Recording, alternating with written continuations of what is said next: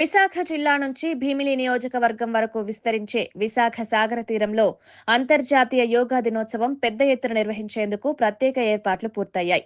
ఒకే చోట 5 లక్షల మంది యోగాసనాలు చేయడానికి అవసరమైన అన్ని వసతులు సిద్ధంగా ఉన్నాయి.